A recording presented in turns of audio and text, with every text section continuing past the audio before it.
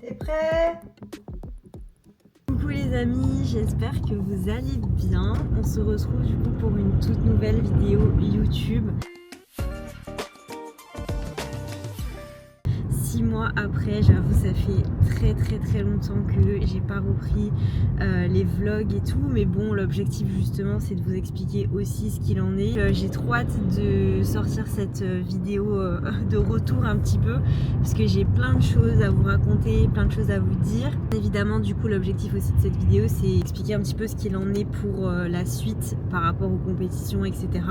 Parce que j'ai reçu la question je ne sais combien de fois sur Insta et il était temps de faire le point là-dessus. Aujourd'hui on est vendredi 20 février et du coup il est 7h30 bientôt. Du coup on va à la salle. Aujourd'hui c'est fessier dos. Et pour toi? J'ai dos, j'ai épaule et j'ai ischio.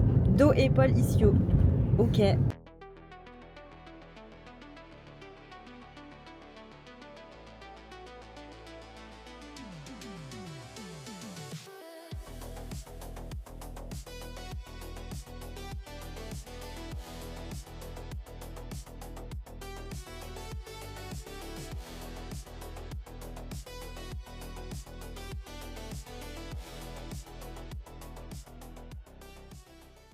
Du coup là pour vous expliquer, je commence en fait par les abducteurs et souvent il y a quelque chose que je vois, je retrouve aussi sur les réseaux, c'est de placer en fait les abducteurs à la fin d'une séance.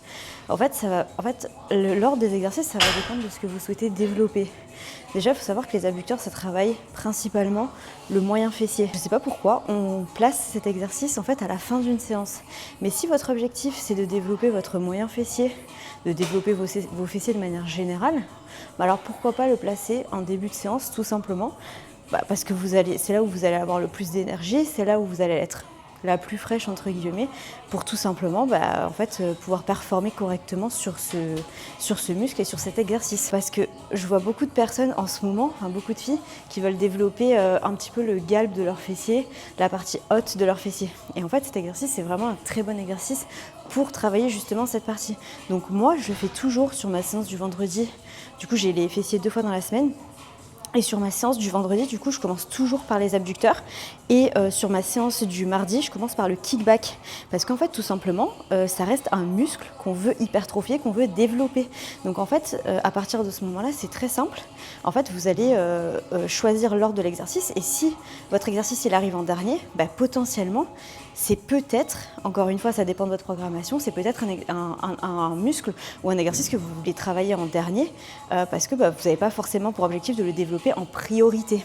Ça ne veut pas dire que vous voulez pas le développer, même si vous le placez en dernier dans votre séance. Mais ce que je veux dire par là, c'est que si vous cherchez vraiment à optimiser votre croissance musculaire et le développement d'un muscle, en fait, le travailler dans un premier temps sur votre séance, c'est ce qui va aussi vous permettre d'avoir encore une fois plus d'énergie et pouvoir performer mieux sur ce muscle-là. Et souvent, je vois ça aussi, c'est de placer en gros les exos polyarticulaires en premier dans la séance et les exos d'isolation en dernier. Mais en fait, pour moi, c'est pas toujours logique. En fait, ça dépend vraiment de l'objectif. Mais encore une fois, si vous souhaitez développer un muscle, il n'y a pas besoin de placer un exercice qui va isoler ce muscle à la fin de votre séance, bien au contraire. Parce que si vous souhaitez justement le recruter au maximum, le placer en début, ça peut être le plus optimal.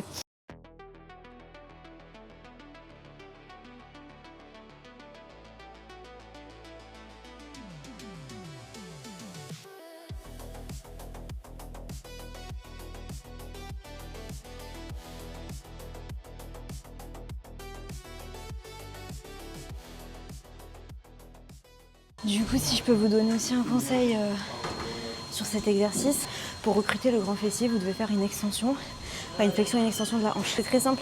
Si du coup, vous n'avez pas une extension complète sur un mouvement où vous allez avoir une extension de la hanche, donc comme sur le glute bridge ou sur le hip thrust, en fait c'est très simple, vous n'allez pas recruter de manière optimale votre fessier.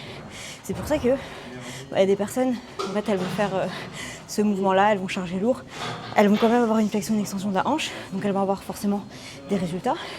Mais sur le long terme, c'est pas le plus optimal. Et même à court terme aussi, parce que si vous voulez recruter complètement de manière totale votre fessier, et donc solliciter toutes les fibres musculaires de votre fessier, vous devez avoir une extension complète de votre hanche. C'est très simple. L'erreur la plus répandue que je vois sur ce mouvement, c'est tout simplement de faire une extension qui n'est pas complète en haut du mouvement. Donc en fait, quand vous allez venir faire une extension de la hanche en haut, quand vous allez contracter votre fessier, raccourcir votre fessier, il faut que votre hanche elle soit en extension complète pour recruter un maximum de fibres musculaires.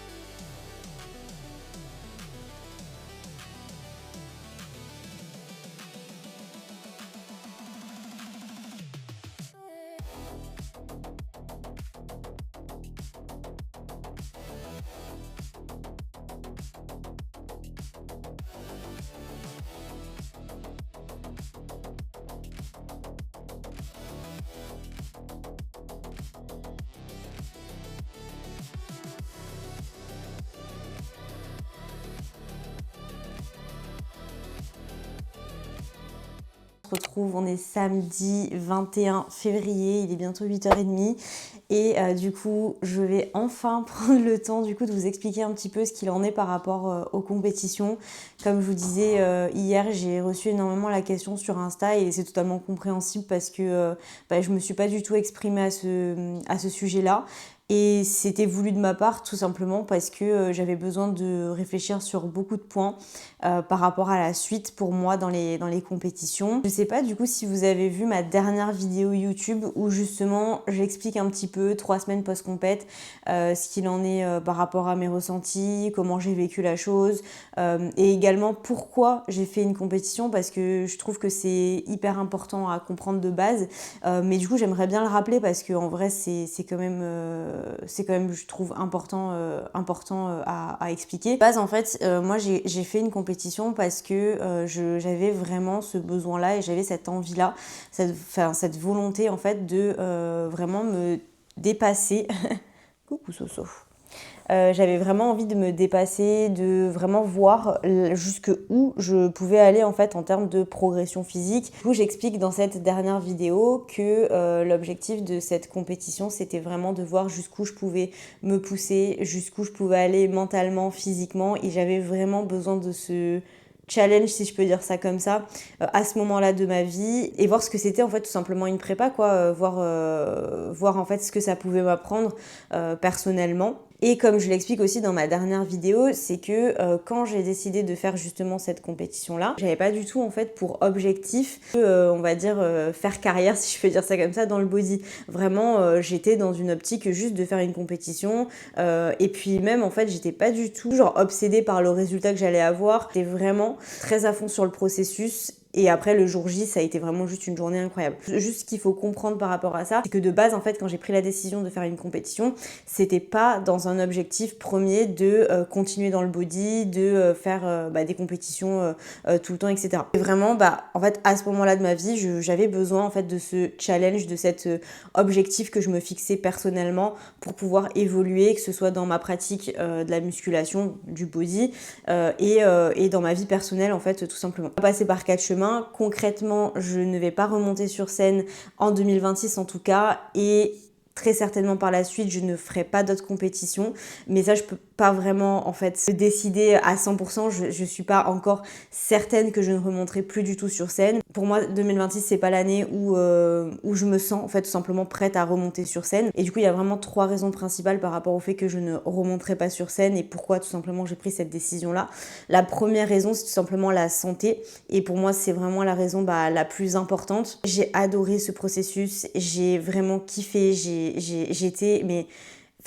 trouvé ce processus incroyable et c'était juste incroyable de vivre ça, de vivre cette prépa, mais c'était dur en fait, c'était vraiment très dur, c'était dur physiquement, c'était dur mentalement et honnêtement, mon corps il a il a clairement pris cher. Enfin, après, voilà, je veux pas non plus rentrer trop dans le détail, mais mon corps, il a pris cher. Enfin, je veux dire, à la fin de la prépa, j'étais vraiment KO sur les 2 derniers mois. Alors, je dirais plus le dernier mois de prépa surtout, mais les 2 derniers mois, globalement, ça a été vraiment très, très difficile par rapport à ma fatigue nerveuse, par rapport à ma fatigue physique. Juste, je tiens aussi à préciser, avant d'aborder d'autres points, que là, il s'agit vraiment de mon ressenti personnel. Il s'agit vraiment de comment moi j'ai vécu la prépa. Et je sais très bien que chaque personne vit différemment sa prépa. Et également, je sais aussi que la plupart du temps, chaque prépa est différente. Mais voilà, en tout cas, moi, c'est le ressenti que j'ai par rapport à ma première prépa. Comme je l'ai dit, c'est un processus que j'ai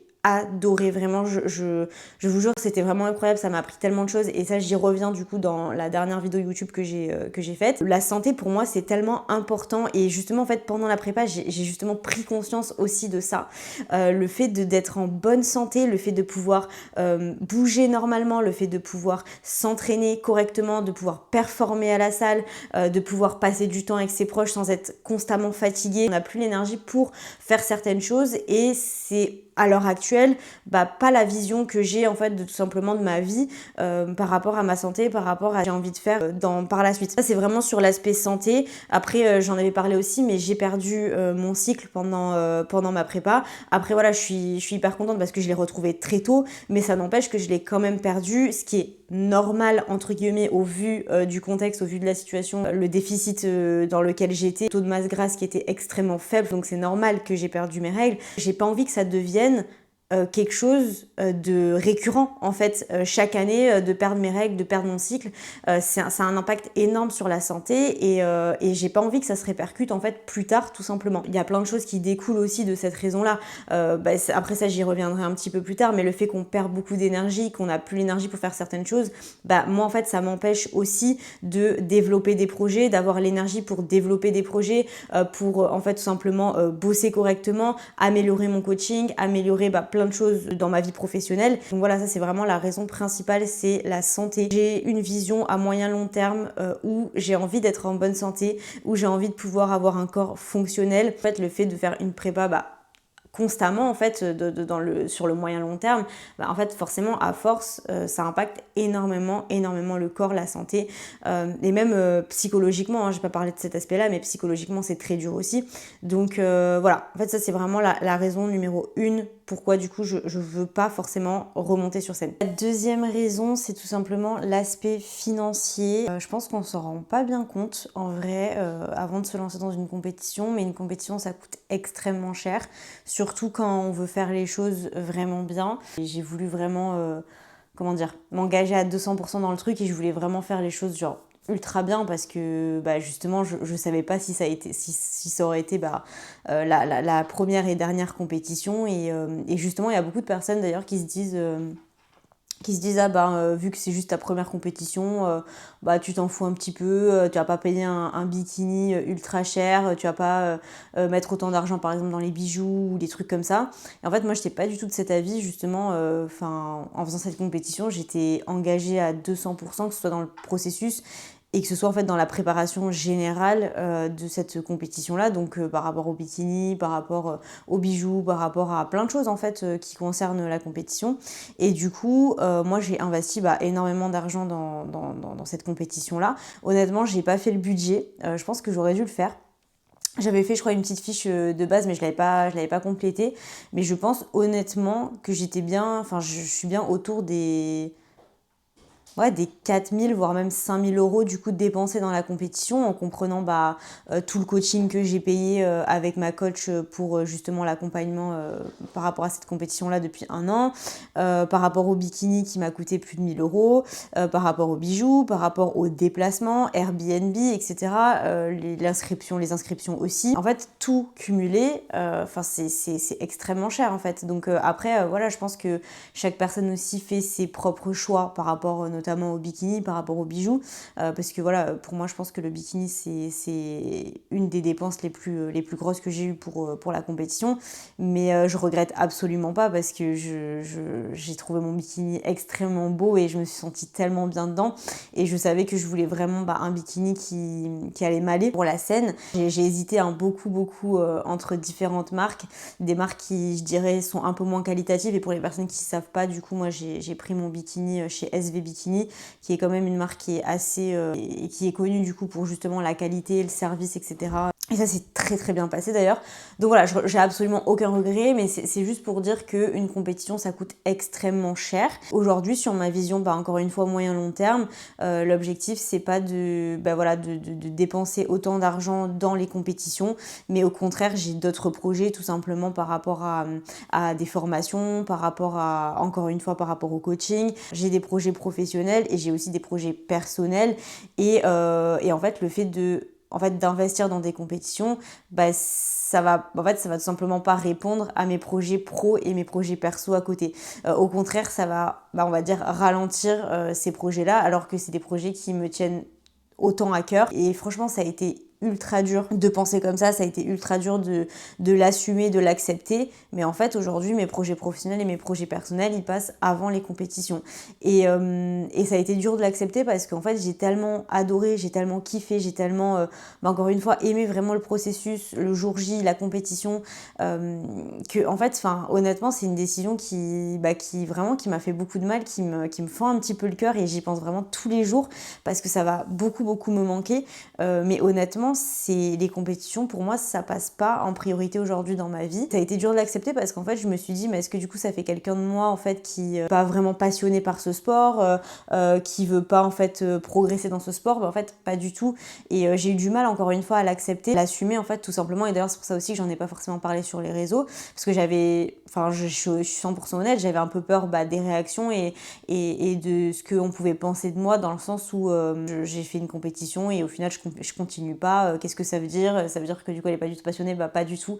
Je sais pourquoi j'ai commencé la musculation, je sais pourquoi je le fais aujourd'hui. Honnêtement c'est une décision avec laquelle je suis 100% alignée. Pour moi en fait le fait de construire un physique, c'est par différentes phases dans ce processus là, ça ne se résume pas aux compétitions. Je pense que les compétitions c'est plus une finalité, c'est plus quelque chose en plus de cette pratique, je dirais. Après encore une fois c'est que mon avis, je sais que c'est ce qui va me permettre en fait de servir entre guillemets ma vision plus moyen long terme, que ce soit en termes de santé et que ce soit en termes financiers aussi. Et du coup la troisième raison, elle est un peu liée en fait aux deux raisons principales que je viens du coup d'expliquer, d'évoquer.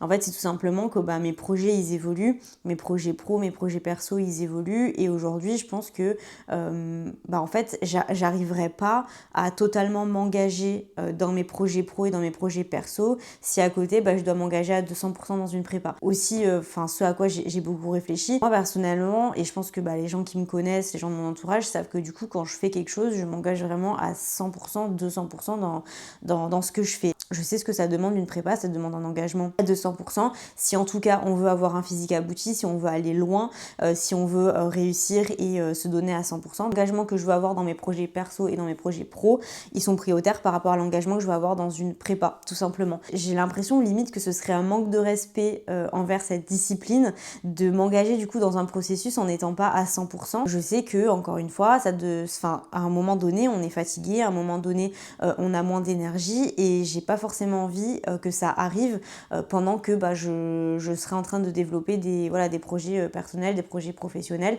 Donc voilà, en gros c'est un petit peu ça la troisième raison, c'est tout simplement que c'est pas en cohérence avec les projets que j'ai pour plus tard. Et encore une fois, je tiens à le rappeler, c'est une décision qui me concerne et que j'ai prise pour moi. Donc en fait je dis pas du tout que que les personnes qui font des compétitions peuvent pas lancer des projets ou quoi, je dis pas du tout ça. Je dis que moi personnellement dans ma vision des choses, aujourd'hui je trouve que vraiment j'ai besoin en fait justement d'être engagée à 100% dans mes projets professionnels, dans mes projets personnels. J'ai besoin d'avoir l'énergie j'ai besoin de tout simplement pouvoir passer aussi du temps avec mes proches, j'ai besoin aussi de continuer à aimer et à être passionnée par la pratique de ce sport. Justement en fait le fait de passer par des phases qui sont très difficiles, je crois que j'en avais parlé dans une des vidéos YouTube que j'avais fait pendant ma prépa, mais il y a eu vraiment une période pendant la prépa où je n'avais plus aucune motivation motivation pour aller m'entraîner. Et limite, en fait, dans cette période-là, j'étais tellement fatiguée, j'étais tellement en manque de motivation, en manque d'énergie, qu'en fait, j'avais plus en fait cette passion-là d'aller m'entraîner. Alors bien évidemment, j'aimais toujours quand même m'entraîner en soi parce que bah voilà, ça faisait partie du processus et tout. Mais vraiment, j'avais perdu cette motivation-là et ce goût-là de vraiment d'aller chercher mes entraînements à fond, quoi. Et j'ai pas envie de le ressentir. Et justement, j'ai envie d'avoir l'énergie pour continuer à progresser là-dedans. Et encore une fois, je dis pas qu'on peut pas forcément progresser là-dedans en faisant une prépa, bien au contraire.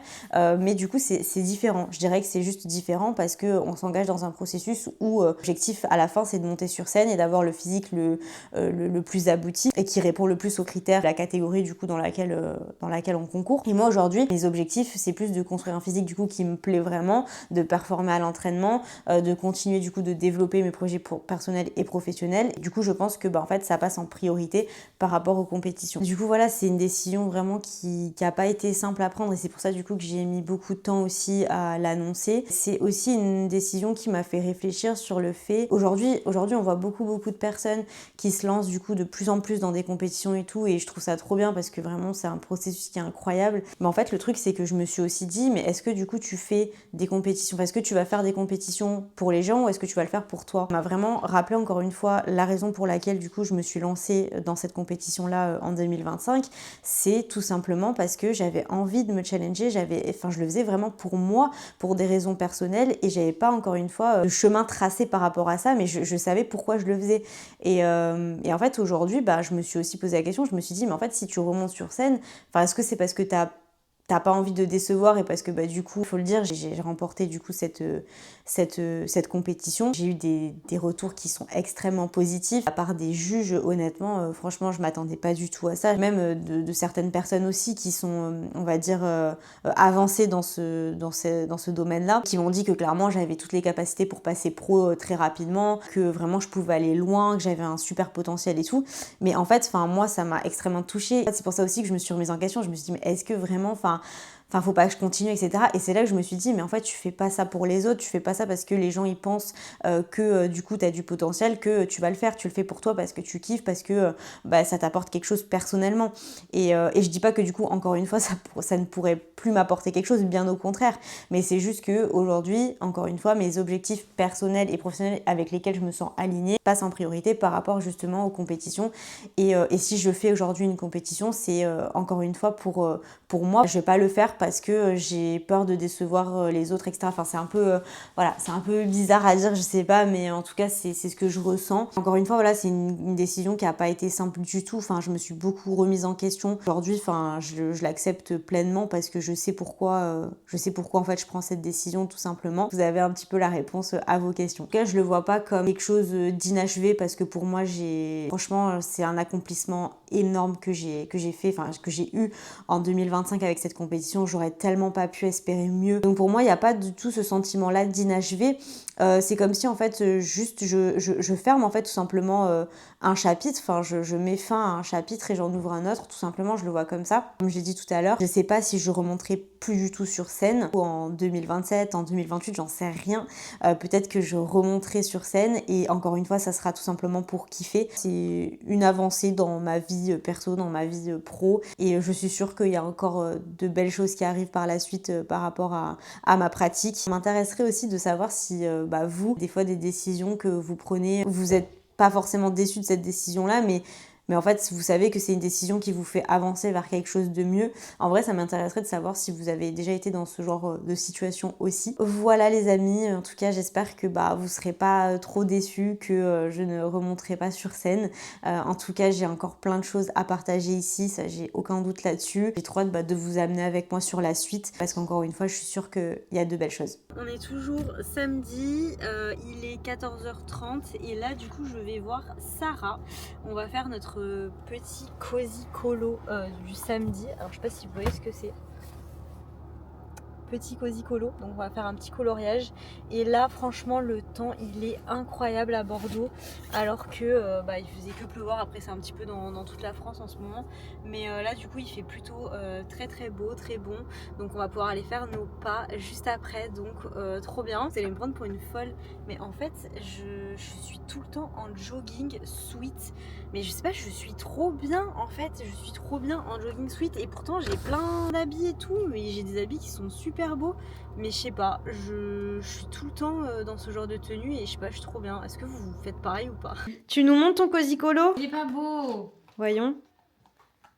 Mais si, il est très beau. Bon, j'avoue, ça dépasse un peu, mais... Oui, mais là, je t'ai Non, pas mais concentrée. si tu nous montres les autres, franchement. Non, mais il y en a pas, j'en ai pas fait dans celui-là. Là, voilà. Ah, il est trop beau celui-là. Je vous en montre d'autres parce que sinon, j'ai un peu... Oh, c'est trop mignon. Non, mais vous voyez comme elle est trop forte. Ah, c'est trop stylé.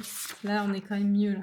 Ah oui, mais c'est pas celui que t'avais Si, fait la celui-là. dernière fois. Ah non, mais il est trop beau. Celui qu'on avait ensemble. Ah celui-là. ouais, franchement, tu l'as trop bien fait celui-là. Moi, je l'ai pas fini, le mien. Je l'ai pas fini, mais bon, c'est en cours, quoi. Voilà, on va aller faire nos pas. Oh my god. Oh my god. À ton avis, Martine, sauce piquante, fumée et épicée. Il y a marqué sans huile. Piment frais, eau, vinaigre, purée de tomates, ail, sucre, sel. Piment fumé séché, épices. Oh, trop bien. Huile de colza, le premier ingrédient. Ah, mais tu veux qu'on la partage à deux? Bah oui, je vais pas la prendre en entier. Ah, bah vas-y. J'ai faim.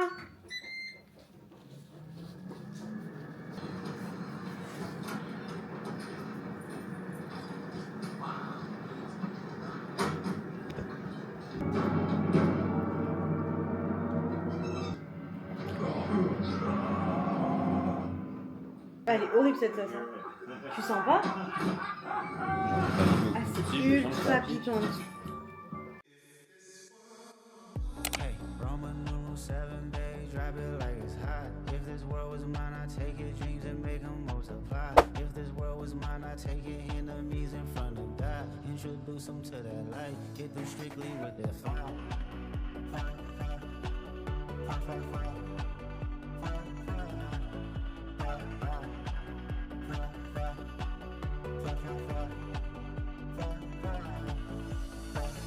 Hey, Roman numeral 7 days, drop it like it's hot. If this world was mine, I take your dreams and make them multiply. If this world was mine, I take your enemies in front of God. Introduce them to that light, hit them strictly with that fire. This a vibe, do your dance, let them watch. She a fan, he a flop. They just wanna kumbaya, nah.